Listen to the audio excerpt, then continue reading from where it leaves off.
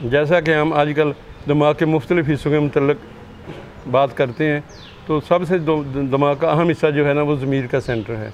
اس میں یہ ہے کہ وہ انسان جو ڈیسائیڈ کرتا ہے کام کرنے کا، فائنل اسی سے ڈیسیجن ہوتا ہے۔ اس کو شعور کا سینٹر بھی کہہ سکتے ہیں۔ اس میں ویلیوز مختلف اٹیچ ہوتی ہیں۔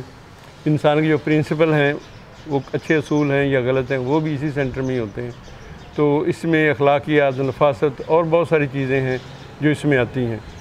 تو یہ ڈیولپمنٹ جیسے باقی سینٹر ہیں دماغ کے، کچھ جینز کی طرف سے آتے ہیں، اس کی کوالٹیز اور یا اس کی جو کمزوریاں ہیں، جو ڈیولپمنٹ ہوتی ہے سوسائٹی میں، ٹیچنگ انسٹیٹیوشن ہے، کسی اچھے ادارے میں گیا تو اچھے اس کو رول ریگولیشن سمجھاتے ہیں، وہ ماڈیفائی کر سکتا ہے اپنے آپ کو۔ اور اچھے لوگوں کی محفل اچھے لوگوں میں بیٹھتا ہے تو اس میں اچھی چیزیں آئیں گی، اچھی سوچ آئے گی۔ اگر کسی غلط جگہ بیٹھتا ہے، کہیں نشہ ہوتا ہے، تو ایسا اس کا سینٹر صرف راغب ہو جاتا ہے۔ اس لیے جو ہے اخلاقی تعلیم ہے وہ بھی بڑی ضروری ہے، اور گورنمنٹ کے رول اور ریگولیشن وہ بھی اگر اچھے ہوں گے تو یہ دماغ بہتر کام کرے گا۔ اگر اس میں زیادہ خرابی ہے، لوگوں پر ان پر چلنا مشکل ہے تو پریشر میں آ جاتا ہے۔ تو اس سینٹر میں بہت سارے کام کی رکاوٹیں محسوس کرتا ہے۔ اپنے اچھے کام کے لیے وہ جو اچھا دماغ کا سینٹر اور رکاوٹیں جو ہیں نا غیر ضروری، ان کو نگلیکٹ کر دیتا ہے۔ اگر نگلیکٹ نہیں کرے گا تو کم اہم چیزوں کو اہمیت دے گا۔ تو ہمیشہ جو ڈیسیژن کرتے وقت وہ اپنے رولز ریگولیشن صحیح اور غلط کا صحیح وہ چناؤ کرتا ہے۔ انسانی ہمدردی بھی اسی میں آتی ہے، کسی غریب کو دیکھ کے جیسے آپ دیکھتے ہیں کوئی دوسرا بندہ ہیلپ کرتا ہے، یہ بھی انسان کے جو ہائر سینٹر ہے اسی میں وہی کنٹرول کرتا ہے اور برداشت کرتا ہے۔ بعض اوقات یہ دماغ کا سینٹر کا برداشت نہ کرے تو پھر وہ شارٹ ٹیمپرامنٹ اس کا ہو جاتا ہے، جلدی گھبرا جاتا ہے، غصہ جلدی آ جاتا ہے۔ تو جس کے ہائر سینٹر میں برداشت کا مادہ زیادہ ہے تو وہ چھوٹی موٹی چیزوں کو نگلیکٹ کرتا ہے، وہ آگے کا سوچتا ہے، بہتری کا سوچتا ہے، لڑائی جھگڑے کا کم سوچتا ہے۔ تو سینٹر کے کمزور ہونے کی وجوہات کیا ہیں؟ ہاں، وہ کمزور یہی ہے، ایک تو ایج کے ساتھ کمزور ہو جاتا ہے۔ جیسے ہم دیکھتے ہیں بڑھاپے میں اس کی سوچ سمجھ کہتے 17-12 ہو گیا، وہ اس کی سوچ فرق ہو جاتی ہے، صحیح اس کو جگہ کا نہیں پتہ ہوتا، یادداشت کمزور ہو جاتی ہے، اپنی صفائی کا خیال نہیں رہتا، اور وہ کئی جگہ پر وہ پاؤٹی کا بھی خیال، ایسی پیشاب کرنا اس کو پتہ نہیں چلتا کب کرنا ہے، کہاں کرنا ہے۔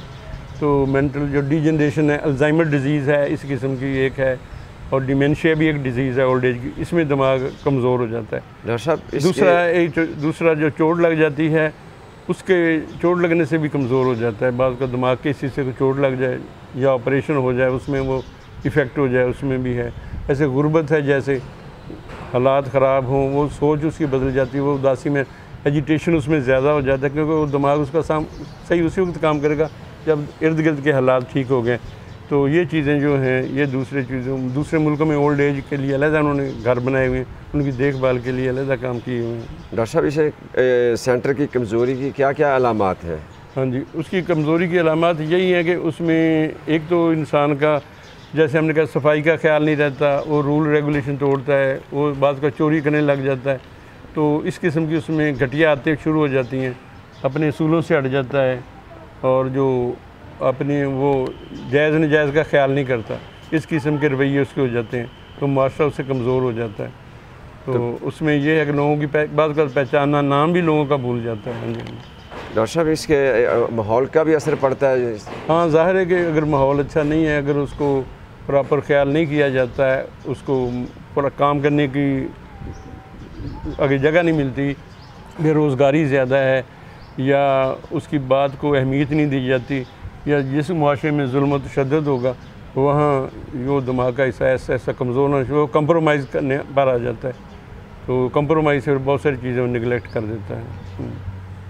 ڈاکٹر صاحب اس میں جو ہم جیسے کہتے ہیں کہ ظلم کر رہا کسی پہ، ان کا بھی کوئی اثر پڑتا ہے دماغ پہ؟ ہاں نہیں، وہ ظلم جو انسان جو بہت بڑے ریجڈ ہوتے ہیں، ظالم ہوتے ہیں، کوئی کہتا ہے ان کے جینز میں بھی پرابلم ہوتا ہے، لیکن وہ ٹائم کے ساتھ بعض کے اتنے سخت ہو جاتے ہیں، وہ اپنی ہر بات کو صحیح سمجھتے ہیں، دوسروں کو غلط سمجھتے ہیں، اور کئی دفعہ پتہ ہوتا ہے کہ وہ غلط ہیں، لیکن وہ صرف اپنے مفاد کے لیے دوسروں پر ظلم زیادتی کرتے ہیں۔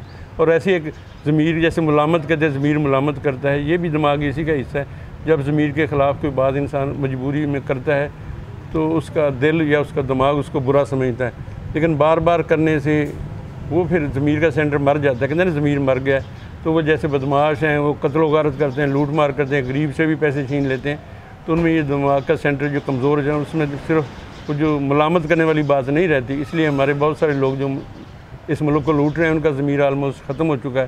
غریبوں کو جو تنگ کر رہے ہیں اور اپنا مفادات کی خاطر سب کچھ کر رہے ہیں. تو اسی قسم کی چیزیں دماغ اس سینٹر کا بڑا ٹھیک ہونا بڑا ضروری ہے.